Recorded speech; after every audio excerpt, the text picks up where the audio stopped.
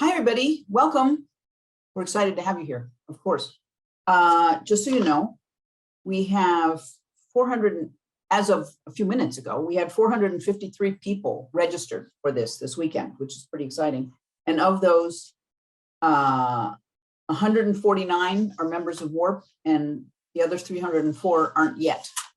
But, you know, you might get inspired, decide to join. So we are glad to have all of you here and have a lineup that includes 23 presenters representing a wide variety of countries and traditions, enough breaks for stretching, eating, and checking your phones, a few members only activities, and all in all, a good time planned for the weekend, for the next day and a half. I'm Deborah Chandler. I'm the current president of WARP, and you will see me in and out. Mostly you'll see Kelsey, who is going to be our brilliant and hardworking executive director, who's going to be introducing the speakers and panels. Kelsey got such rave reviews last year, we decided to bring her back.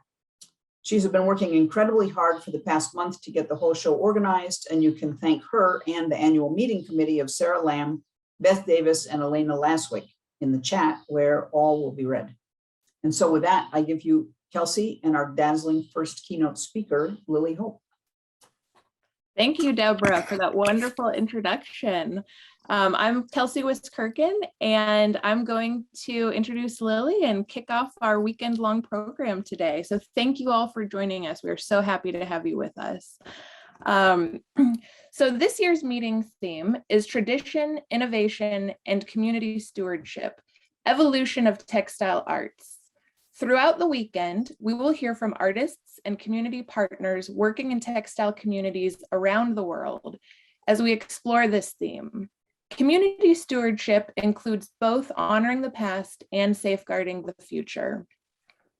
As communities cope with issues of commercialization and cultural appropriation, textile artists around the world work tirelessly to continue and revive weaving traditions, and also to innovate and adapt for the sustainable future. Thank you all for joining us today as we hear stories of tradition, innovation, and community stewardship in the world of textile arts. So now it is my great pleasure to introduce our keynote speaker, Lily Hope. Lily is a weaver, teacher, mother, community organizer, and much, much more from Juneau, Alaska. Lily's works in textile and paper weave together Ravenstail and Chilkat design. She is president and co-founder of Spirit Uprising, a nonprofit dedicated to maintaining, recording, and teaching weaving with integrity. During her presentation, titled Intertwining Community with Reemerging Traditional Materials, Lily will talk about the movement toward traditional material use of mountain goat and cedar bark to create ceremonial regalia. This movement, which is rebuilding community and fostering intergenerational connections, ties perfectly into our conference theme of tradition, innovation, and community stewardship. Lily, I turn it over to you. Thank you for being here. Thank you, Kelsey. Thanks to the board and everyone with WARP for having me. I'm going to start with the little slides, so you have something to look at other than just my face. Let's see if did I do this right? Ooh, here we are. It's been recent that I thought about myself as a textile artist.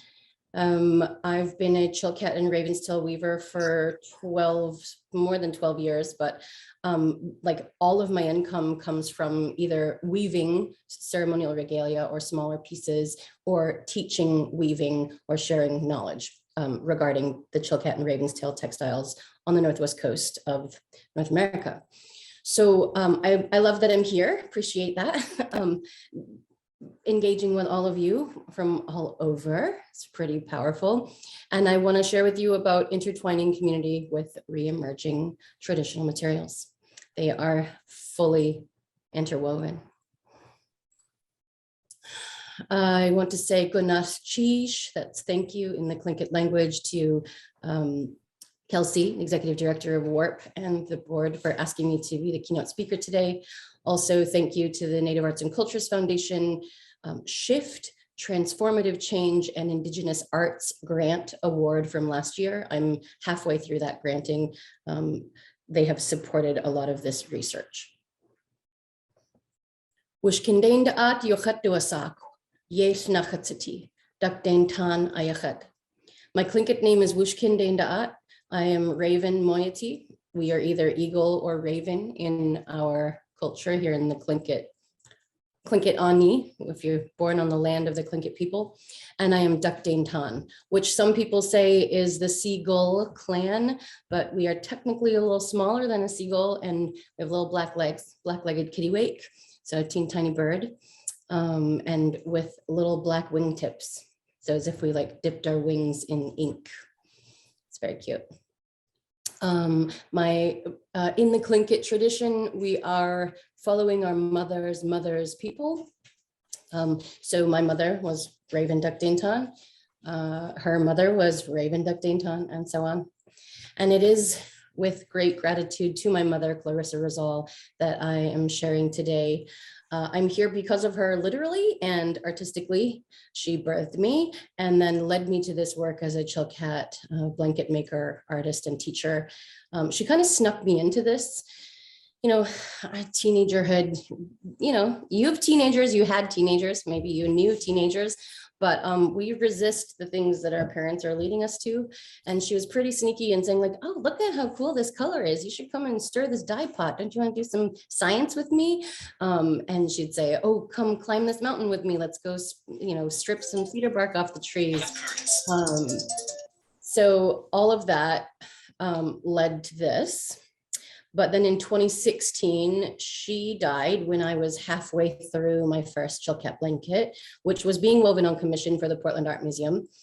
And I realized that she had pretty much apprenticed me or led me into this apprenticeship in the traditional way. She was like, oh, wind the balls, oh, dye the thing, oh, spin the warp. And then here I was halfway through a blanket and she leaves and I'm holding my weft strands, you know, weaving weft and white, right?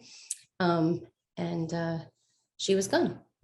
So here I am stepping into her shoes. I'm literally wearing them. These are shoes that were hers once upon a time. And so I stepped into her shoes and feel that pressure a lot of, you'll hear more about the pressure of it. What am I doing? My primary work is that in Chilkat weaving, weaving ceremonial dance blankets, like she was wearing in the previous photo. My work is rooted in the Tlingit tradition, lineage, ancestral knowledge, intergenerational learning, material sovereignty, and ever present is this motivation to find another mentor weaver to take my place before I step into the spirit realm. I'm one of approximately 12 ceremonial blanket makers. You might hear me say Chilkat robe. Those are interchangeable in my mind. Chilkat blanket, Chilkat robe, those are same, but I will often say Chilkat dancing blanket. So I'm one of about 12 of us who on a daily basis come to the big work and make ceremonial blankets. About half of us, 6 or 7 of us, sell our work to art collectors and museums. And we have identified 5 who do not sell Chilkat dancing blankets outside of our cultural community. They are ceremonial objects and not for commercial sale. Also, please note that as I say, there's only a dozen of us making these. There are hundreds and hundreds of students who have woven a perfect circle or started a project in the Chilkat technique, weaving back and forth. So all is not lost because we are still here. It's okay. These woven historical documents are constructed by the indigenous peoples of Alaska and Canada here on the northwest coast of North America. They document significant events, clan identity, and sometimes even dreams. We dance them in ceremony, in celebration, and used in memorials as well. These robes, 2,000, 3,000 hours in the making, finger twined, are some of the most treasured and prestigious art forms collected from the Northwest Coast. So if you get to see one in a museum or someone has one hanging on their wall, go inspect it because there's very few. The blankets are constructed on a gravity hung loom, which is also behind me. So there's no tension on the fringe back here. We're looking at the teeny tiny screen.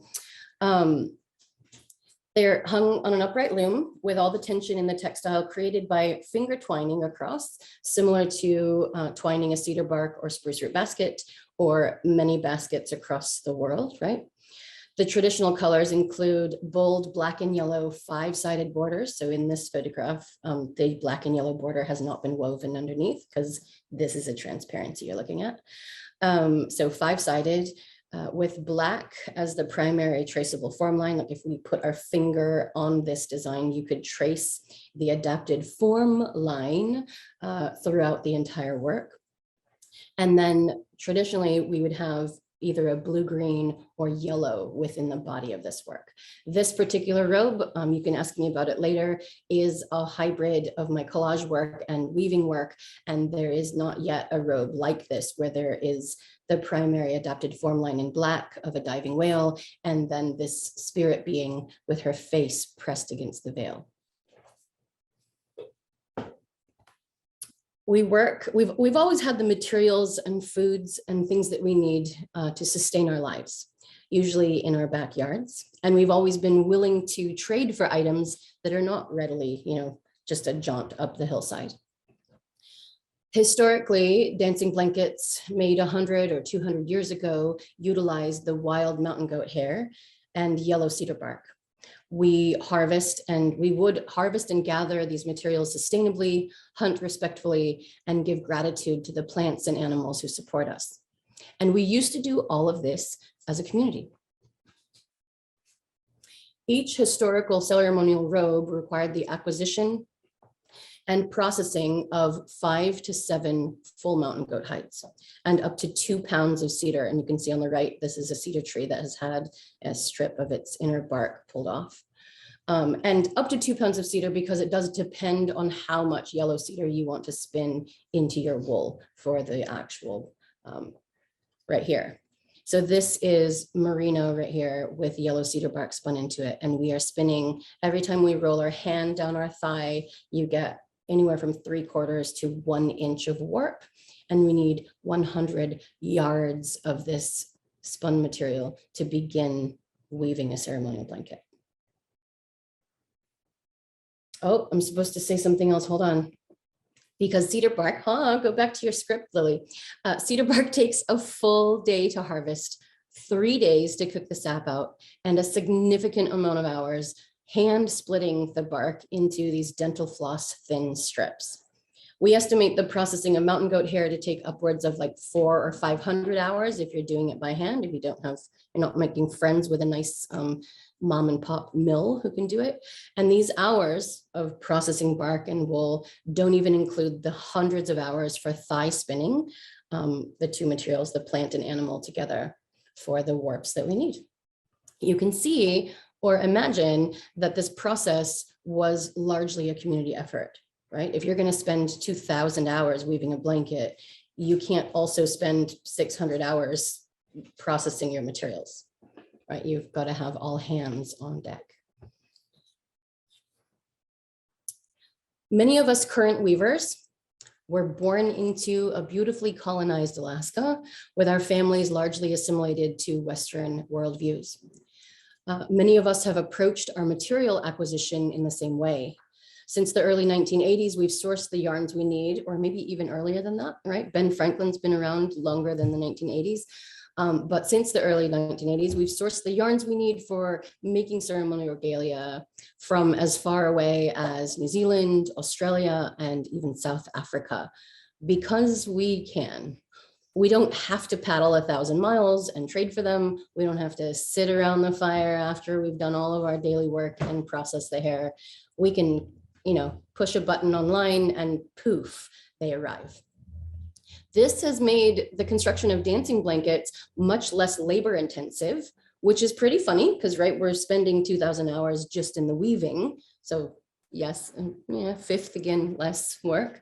But with this global access, we've made it possible to weave more of these historical documents, these ceremonial regalia pieces, because we're not spending that additional 500 to 1,000 hours gathering and cooking and splitting and plying and spinning our materials together. Paralleling the use of this easy access material, like this material that's so easy to get, we're experiencing a solitude and isolation that comes with not needing each other. Our materials are being made in fancy factories thousands of miles from us. We're inside weaving on our own walls, cut off from community, from camaraderie, from eating cookies and drinking tea together, from the support of our aunties, our children, nieces and nephews, uncles, brothers, husbands, mothers. The pandemic for the last 2 years has amplified this isolation and creative loneliness.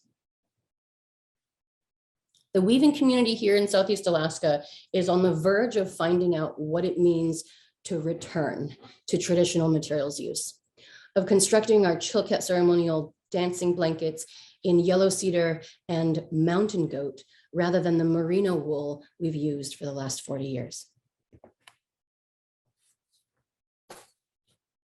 It took this artist, renowned Ravenstail weaver, Terry Rafcar, and her sister, Shelley Laws, almost 17 years to amass the mountain goat wool they needed to make a single geometric dancing blanket. Shelley Laws helped to spin this. What you can't see in the detail is that the weft that is going back and forth on this robe is also mountain goat. So Shelley was instrumental in spinning that on a drop spindle, I think, maybe on a wheel, but fully mountain goat hide. And so 17 years to amass this goat, right, for this robe. I want to say it was finished in 2014. It has taken myself and my weaving colleague, Ricky Tagaban, 7 years as a team to gather enough wool to weave a single Chilkat ceremonial blanket. There is a distinct textural and visceral difference between a merino wool Chilkat dancing blanket, which was hanging behind me, and one like this one made completely of mountain goat wool. I was able to experience putting this exact robe on my shoulders. This is Terry Rafcar's DNA robe. You can see the helix of the double helix of DNA spiraling through. It was right. So the way that it grabbed at my shoulders was as if it was impelling me to move. And of course, our robes have this long fringe you saw in one of those previous photos. It was just like, it was as if I was possessed by this other being and I just had to twirl. Like I had to move and bend my knees and have the fringe move. It was a total physical response to this feeling of the animal world calling for reconnection, calling for movement, calling for celebration, calling for us to come back, for our memories to be reawakened, for our community to be rebuilt. Since that day, I kind of put out the energetic beacon to let people know they can bring us handfuls of mountain goat hair. And this is how it gets caught in the brush up in the higher alpine here in Juneau, Alaska. It's been a trip.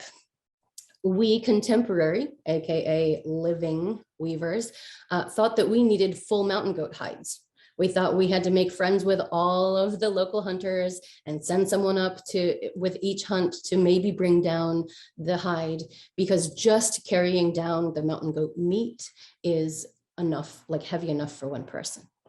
We thought we might need to negotiate with the state of Alaska Department of Fish and Game for hunting restrictions, who tell us that we can't hunt goats when their coats are the fluffiest. But in a recent interview with my good buddy, Richard Karstensen, who has been researching and tracking these goats up this alpine range on Mount Juneau, he said that we are actually, like, the hunting window from like September, October is actually the perfect window for us to get a goat with the highest volume of hair. So that is, we would like throw that out the window, right? So we don't need an extra permit to go and get these goats, you know, in April or May, which is also a risk of killing the nanny who is growing a new baby goat, right?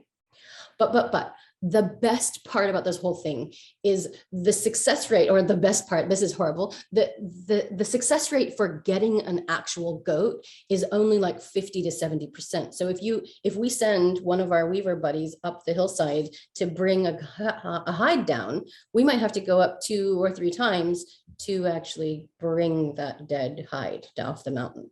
So it takes a few trips up precarious terrain to get a single mountain goat hide. How many trips are we going to make for the 5 to 7 hides that we need? Or, this is a fun one, we can pull the hair off the bushes. We're recognizing, with the help of Richard Carstensen and other goat enthusiasts, we're recognizing that it makes more sense that our ancestral weavers were actually doing exactly this, pulling the fluff off the hair off of these bushes every season, rather than killing goats. Because a single goat can yield, sure, a few pounds of wool if it was killed, but it could yield many, many, many pounds of wool, letting it go on these bushes and having a team of us walking up the hillsides, gathering it off. Why would we kill the golden goat who is giving us this volume of hair over many years, right? This is blowing our minds. We think about ceremonial regalia items maybe being woven by a single or top, maybe 2 weavers. But this gathering and processing of materials has always been in community. A single person could not gather enough wool to make a robe or a blanket. It takes those hunters, it takes those hikers, it takes our whole community to bring it. We can imagine people gathering Hudson Bay tea or picking blueberries, and they find bundles of mountain goat wool caught up in the bushes, and they bring it down the mountain, stuffed in their pocket of their backpack or in their pockets, and gifting it to us, the local weavers. In this way, it was, and is coming back, it was many hands and hearts that went into these masterful works. And we can do this again. We are doing it, just on a smaller scale. We're doing it. We're gathering together. We're feeling this community enthusiasm for this work. Gathering and processing mountain goat is bringing that feeling of unity back. It's reminding us to intentionally lean into each other, ask for help, and accept support. We're finding our way back to each other, rebuilding community through the revitalization of choosing to use traditional mountain goat hair, weaving connections and relationships into our work. This brings us not just out of a pandemic, but out of working for decades in isolation and back into the collective memory that we are all richer when we gather together. Goodness, Chish, again, I appreciate your time, your attention, and your enthusiasm for world textiles. Thank you for letting me share. You're invited to follow me on Instagram, connect with me on my website, or weave with me on Patreon. And Kelsey said with a follow-up email, she might send this information out, but feel free to take a screenshot or a photograph of this if you want to connect with me further. I do love replying to emails. You're welcome to Zoom with me on Sundays. Even at the lowest membership on Patreon, you can kind of sneak into our little weaving space, and there's up to 25 of us most Sunday afternoons weaving together on all of our different projects. Thanks so much. And oh, I'm supposed to like open the space up for questions. So please, if we have time, go ahead, asking things. We absolutely have time, Lily. That was absolutely wonderful. Thank you so much for sharing about this project and this work and about your personal history with your tradition. I'm going to ask that anyone who has questions, please put them into the chat for Lily. We actually have about 30 minutes, so we have a wonderful amount of time to get to know Lily better and to ask questions and have some conversation. So please do go ahead and put your questions in.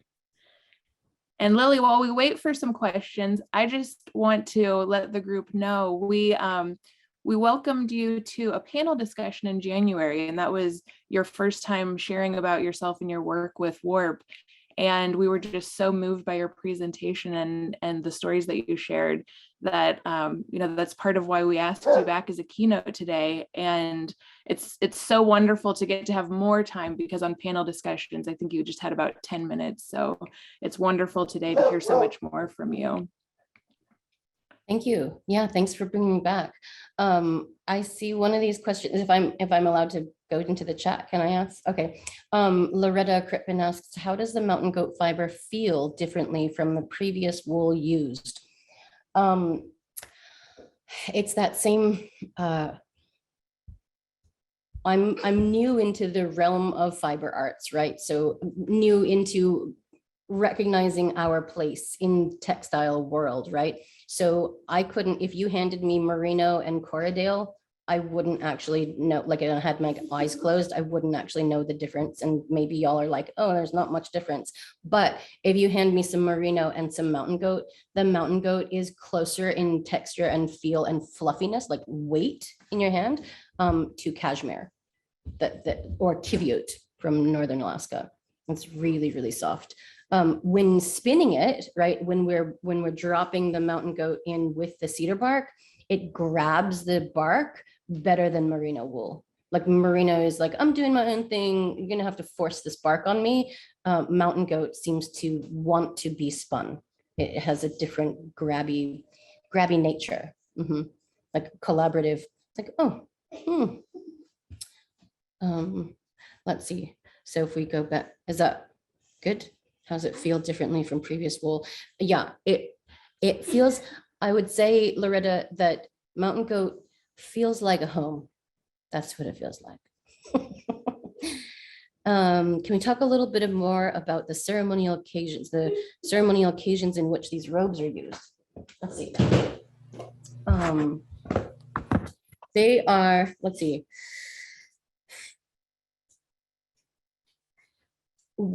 Every couple of years in Juneau, Alaska, we have an event that happens in June. And if this is of interest to you, you could come up in June of 2024, because it just happened a couple of weeks ago, but it's called Celebration. And there are anywhere from 4,000 to 5,000 indigenous peoples who gather together in Juneau, Alaska, and share song and story and dance. And many, many, many of the Chilkat dancing blankets come out for that particular event.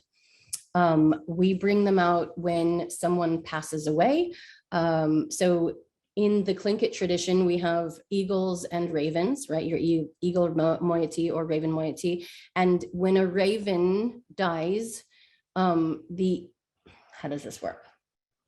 When the ravens are mourning a loss of one of their clan members, the eagles will come and bring ceremonial regalia with them, the Chilkat dancing blanket, and energetically offer or hold the blanket out and say, we recognize that you are grieving, and we bring out our regalia to catch your tears. So it's a holding of space, a balance of those eagle and raven halves. So that gets used then. Sometimes, and this has not happened to my knowledge in the last 20 years, but if a clan leader, like the highest caste of our Tlingit culture, right, of one particular clan, they might acquire a blanket and then be buried with it and be wrapped in the Chilkat dancing blanket and be buried with it. And that is a symbolism of, I mean, kind of like in Egypt, right? You're going to be buried with your most treasured things. So it's an expression not only of wealth, but of how much we adored that person, that we could bury our clan property with them. How else are they used? Sometimes they're draped on the shoulders of people who are, now we use them at college graduations. So it's an assertion of identity in a larger Western world. We've used them in that kind of ceremony. And you can find both sides of it, that people are like, oh no, we're supposed to wear what we're supposed to wear for graduation. And other people are like, no, I'm going to wear regalia that represents my ancestry. So, you know, depending on who you talk to, I don't want to speak for all indigenous peoples on the Northwest Coast, because there are big feelings on either side of that. And then in naming ceremonies, usually during a payoff party or a memorial or something like that, sometimes these robes will come out and be draped on the shoulders of people who are getting a Tlingit name, or Haida, or Tsimshian name, or in Canada, like Nishka or Kwakwakawak, that we, the tradition is that you hold like $100 bill to your forehead, and sometimes someone will put a blanket, you know, just put a blanket on your shoulders, or like the Chilkat blanket on your shoulder, and then kind of kill the money. That's really interesting that they hold the money on your head and then repeat your name like 4 times. And everyone in the audience, everyone in attendance calls out your Tlingit name. Wushkindaindaat. You know, so anyway, it's really fun. Are you, next question, this is okay? Going through the list? Okay. Are you buying the merino as fleece or as yarn? Or is anyone raising sheep for the weavers? And how do you blend the bark and the wool? We have been buying the merino already in roving, like that's been pretty consistent. And then I can't believe I don't have one here. Maybe I'll go grab one. And then in the last 7-10 years, we also found that we could get a single ply merino yarn that has a little bit of twist in it, which makes for a super even spin, right? That we don't have to split the roving down into 16 different pieces, which is hand done and it varies, right? It varies very much. So using a single ply merino has been really great for making even warp, which also translates to very even weaving. Is anyone raising sheep? We have not yet had anyone raise sheep for us. We've been joking about starting a mountain goat colony. Can we just like fence off a portion of the mountain? No, you can't. They roam like 30-mile radius. So there's no containing the mountain goats. But no, we don't have sheep that are being raised anywhere. Alaska doesn't have a very nice climate for raising sheep. I think I'd want to move to Seattle and raise sheep maybe, or Montana.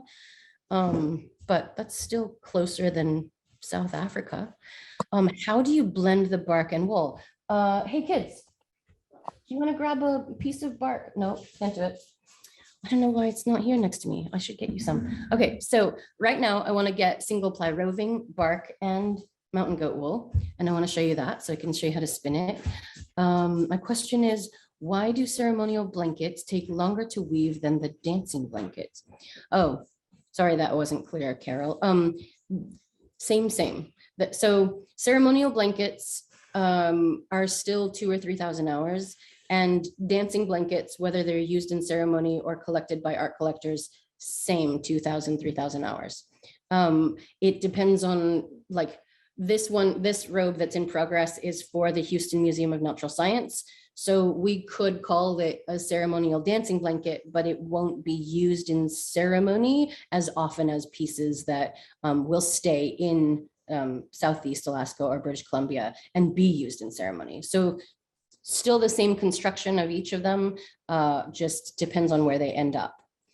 On that note, as a tangent from Carol Ventura's question, yes, they both take 2,000 or 3,000 hours, but someone asked me once, like, well, if these are actually ceremonial objects, then how are you okay weaving one of these and having it go live in a drawer or on a mannequin, or, you know, in darkness, essentially, that if these are ceremonial objects, right?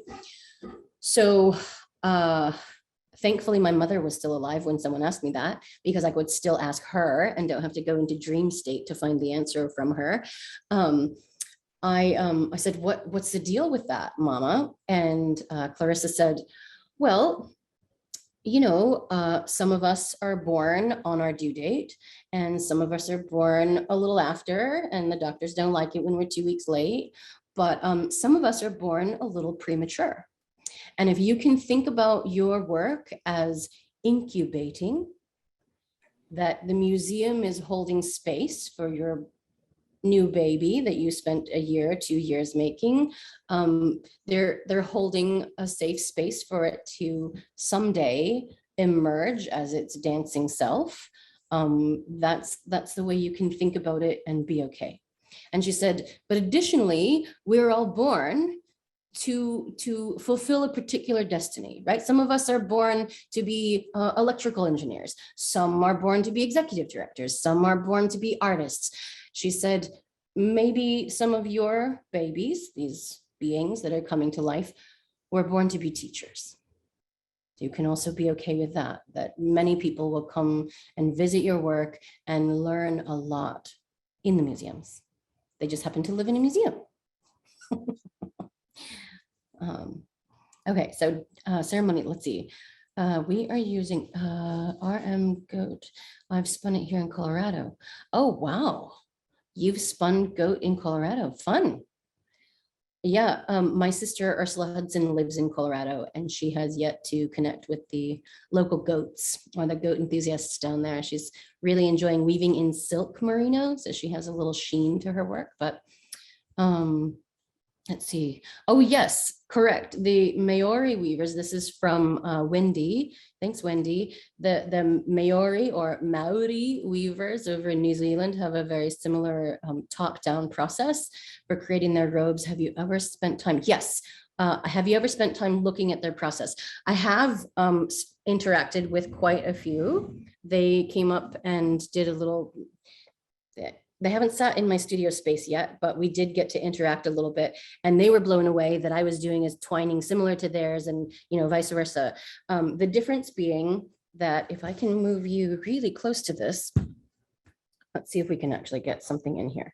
I don't know if I have to, I'm going to put a light on this. Let's see if this helps. Come here, little light. All right, let's see. So if we do this here, you see this? So if I grab a bit of color here. So if I was going to, that's not really going to read, is it? We'll mix some black here. When I'm weaving on a blanket like this, that's not really coming through, is it? Let's see. Come here, come here. Come close to me. Come very, very close. I don't know if you can spotlight my hands or if it is spotlit. Yes, I can see it very well, actually, the way that you show up in speaker view. Okay, so if you go into speaker, yeah, as long as I keep talking, right? So if any of you can pin or spotlight, there you go. So I'm just going to start randomly here, but my twining is 2 warps at a time, right? So 2, and I'm going to bring it over to 2 here, bring it back behind 2 here, and come across this way. This is how every stitch is made in a Chilkat dancing blanket, unless I'm weaving a pattern like this, which is technically Ravenstail. Then I would go 2, 2, 2, 4, 2, 2, 2, 4, 2, 2, 2, 4, and the next row might have 2, 2, 2, 2, 4, 2, 2, 2, 2, 4, and so it's a different, but 2s and 4s to create this little Haida spiderweb pattern or little diamonds. So just switching places, right? I'm not doing a full twist. I'm just bringing the front one to the back of the next 2 warps and bringing it over. That's the way we do it. In the New Zealand tradition, many of theirs, I mean, sometimes they'll even weave with 3 different colors, but the one that I loved most was they were working with a folded strand this way, and they had 4 working strands, right? So, and I should actually take this apart. Hold on, break it. What I saw them do, which made a really cool texture, was they've got 4 pieces, 2 behind, 2 in front, and the 2 that are going to move towards the right side are going to go in between the legs of this one, right? So this goes here, and this goes around the back and comes out. Then the legs get split again of the new one, and these 2 go in the legs of that one. I don't have the finger twining of the New Zealand weavers, so I can't do it as fast as they do. But as we move along, splitting the legs of these guys, it makes a little like bird foot. That's what I would call it. Makes a little foot where you can see that the pieces are kind of going like this. Oh wait, like, yes, like this, right? So they're pointed together, but then because of that split, you've got a little gap in there. So they're actually getting 2 rows technically. And here's something I'm not paying attention to is that oftentimes they'll travel only over a single warp of flax, right? They're working in flax usually as the warps that come down. But yeah, so you can see that the little steps, it makes like a really pretty finish or a little stitching across. And oftentimes they won't weave their rows right up next to each other. They'll weave a row of this and then they'll wait, you know, a pinky's width and then weave another row. But again, 1 warp at a time, not 2. Very cool. Thanks for asking that. I love it. I don't know a lot, but that's what I was able to gather. I'm really conscious about not using any of their techniques in my work, even though I love world textiles and I think it'd be really fun to do a collaboration because that's where I feel like I would need to partner with someone from their tradition, from the Maori tradition, to be able to create something that is authentic to both of us or to both of our cultures without stepping on any cultural toes. So that's my little take on that one. Let's see, spent time, Loretta says, thinks maybe scale structure of mountain goat is different to make it grab better. Okay. Thanks, Loretta. And then please, can you explain the traditional process and spinning process compared to modern techniques? Are they similar? Explain the traditional process. So the spinning process compared to modern techniques is very similar, except that we have to spend the extra hours now or then and newly again processing mountain goat, right? So let me grab this. A friend of mine just literally dropped this off the other day. It is mountain goat in its very raw form that has been, you know, he pulled it off of a hillside. So you can see that there is, you know, some moss burrs and the guard hairs are still in here. So all of that has to be processed out.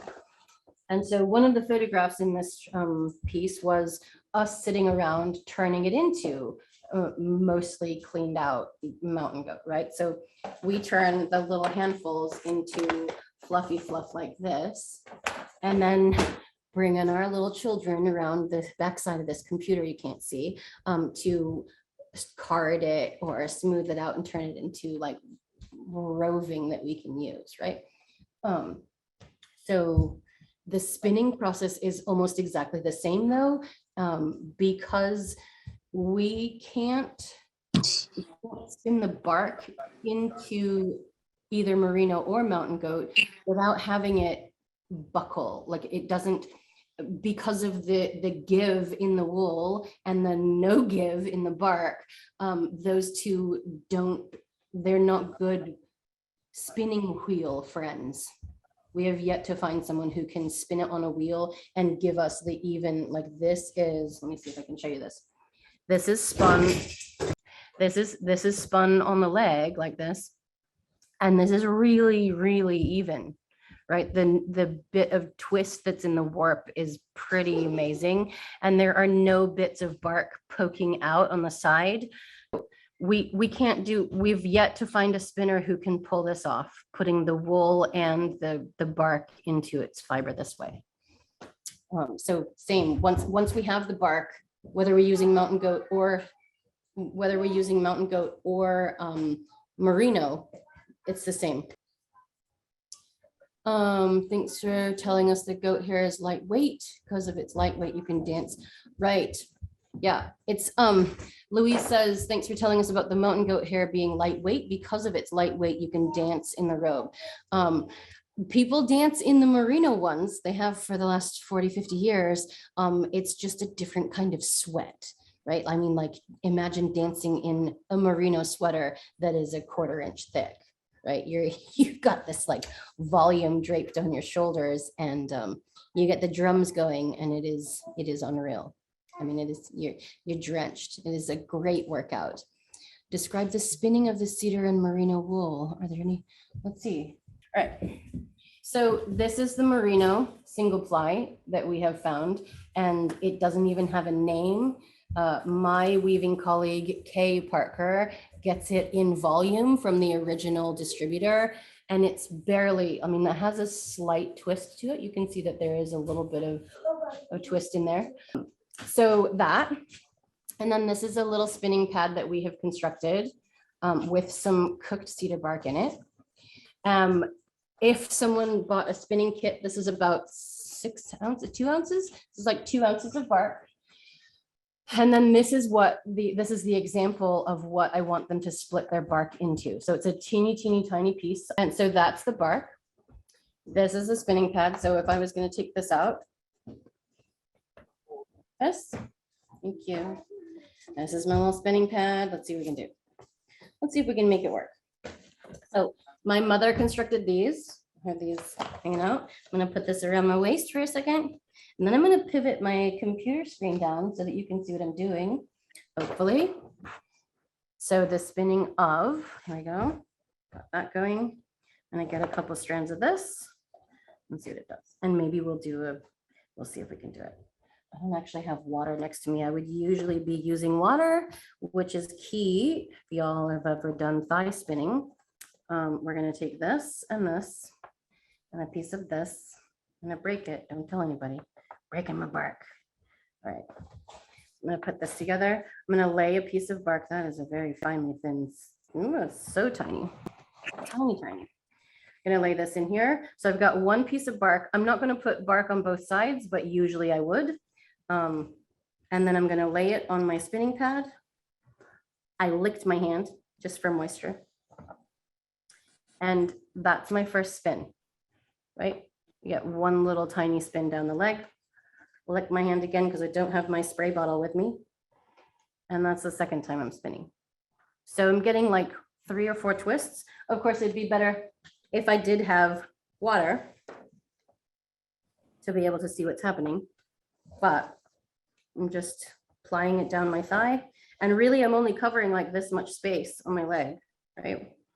With my hand. And really, the pressure is more like a firm pet of a cat or a dog, right? Just like, oh, I really like you, right? When you pet them with your like all your love and attention, right? That kind of pressure. I'm not crushing the fiber. So that is whatever that was, 20 seconds of spinning, minute, half a minute of spinning. So that's that one. And if we were going to do mountain goat, we've got to do a little bit of prep work to be able to get it to line up, right? We're going to go like this. Oh my goodness.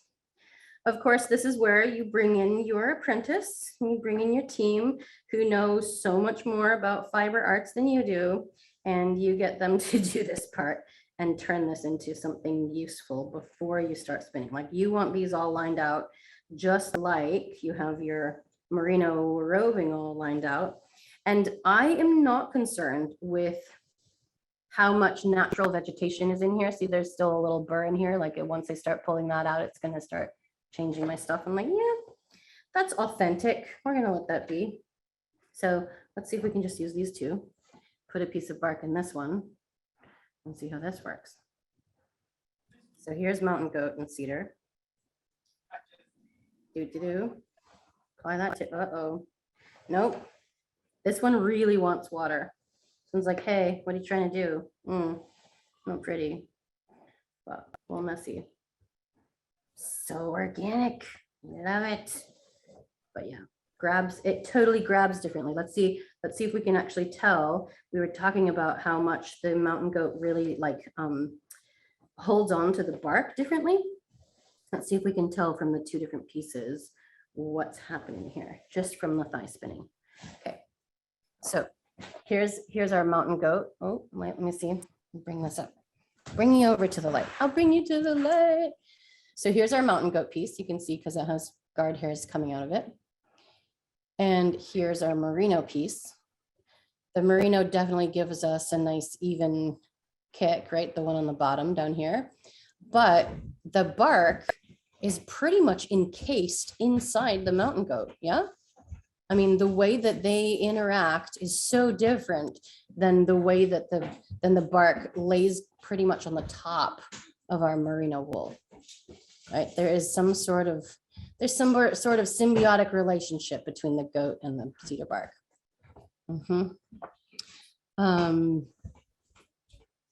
Yeah, so idea of how many blankets are in the US museums. I don't know how many there are. Not a lot. If I would guess, less than 100. And there are 15 overseas. Like if you go over to Europe, there's about 15 or 16 Chilkat dancing blankets you can see.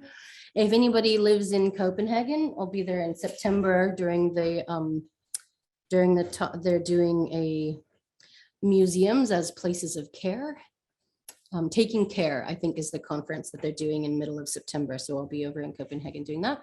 So I'll get to see a couple of their blankets, but yeah, there's not a lot of Chilkat dancing blankets. And, you know, village fires and colonization. And when we were assimilated, some of the documents say, you know, I reject my native history, native ancestry. I will not sing my songs. I will not create my art. I will not, you know, practice my traditions. I accept that I am a US citizen, right? So there are historical documents, actual paper documents of native peoples in Alaska signing away their native traditions to say, I'm actually a US citizen. And I'm sure that is parallels in Canada. Can you talk about the designs? So yes, on that note, it means like, right, how much of our art and lineage, how many of our robes are lost because of that, giving things up like that. Can you talk about the designs? So the designs are adapted from the primary art form of the Northwest coast of North America. We paint these form line designs on house screens, carve them into totem poles, use them in masks. And a house screen is like the house front, like the panel on the front of a house. But form line is the art form that you can see on the Northwest coast, right? Seattle, like from Portland, Oregon up into Southeast Alaska. Let's see. Oh, question Janet asked about, there's disease in the goats in Colorado. We are not seeing the same issue here in Juneau. We are seeing our yellow cedar stands, like the groves of cedar trees. I didn't know they were called stands, but that is the interrelationship of cedar trees. We are seeing the cedar trees freezing to death because of climate change and the undergrowth, all the bush and brushes that usually insulate the roots of our cedar stands is not growing the same. So they are very cold and freezing in the winter. Yeah, my mom was a wise woman. How did you get the light green natural dyes and also the other colors? How did you dye the yarns? Sweet. Let's see. How did I dye the yarns? 3 traditional colors in this particular robe. We have this one that is dyed with wolf moss.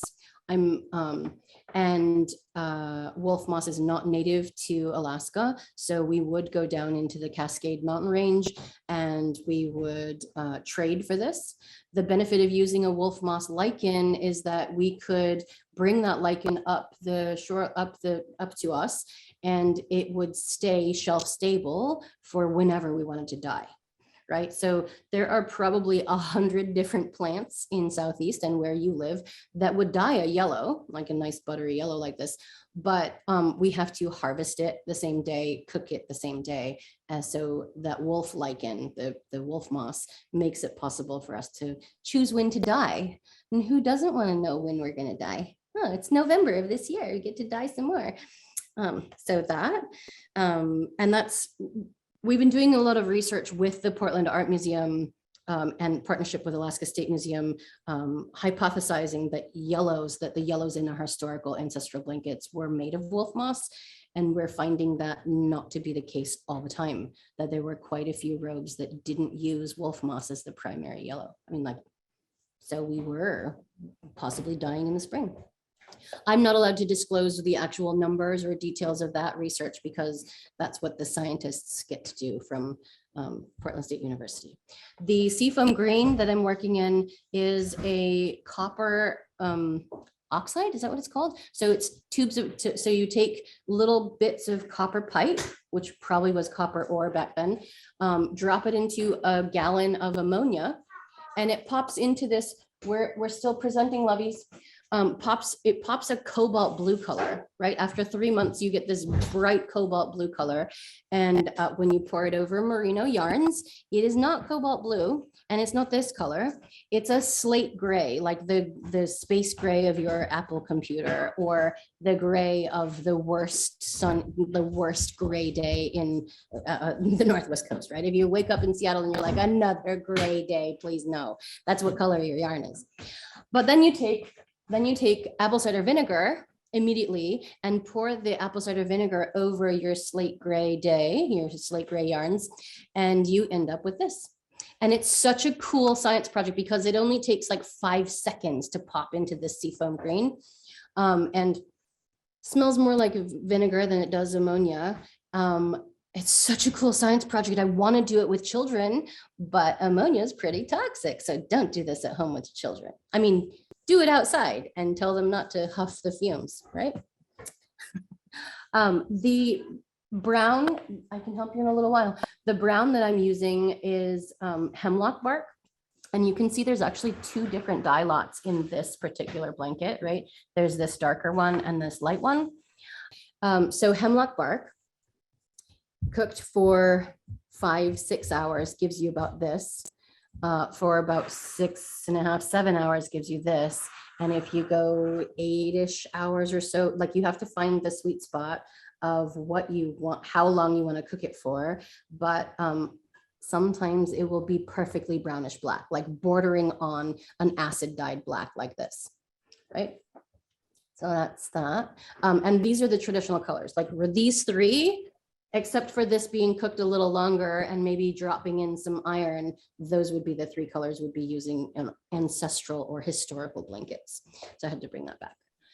I'm just going to interrupt. I think we have time for one more question. We have about 1 minute left before we'll introduce our next panel. The time has flown by. Yes, thanks for asking all these questions. If I don't get to you, the National Museum in Copenhagen is where I'll be in September. And if I don't get to your question, please do send me messages. We do use urine instead of ammonia. Yes, that's true, Carol. In fact, this wolf moss one was cooked in urine. So we start with a few gallons of urine and then put our couple skeins, cook our wolf moss into it. So urine is fabulous. And the top motif of my work is a raven. No, it's an upside down diving whale. Anyway, I love your attention. Thanks so much for hanging out with me. Please connect with me, send me an email, follow me on Instagram if you are, check me out on Patreon, but it's been a joy sharing with you. Thanks for having me. Lily, thank you so much for being with us. This was absolutely wonderful. I'm so glad that we even had time for some of your technical demonstrations and some of the discussion about the weaving process and the dyeing process. So it's been absolutely fabulous to have you here again, and we look forward to seeing you again soon. Thank you so much, Lily. Thank you. Take care.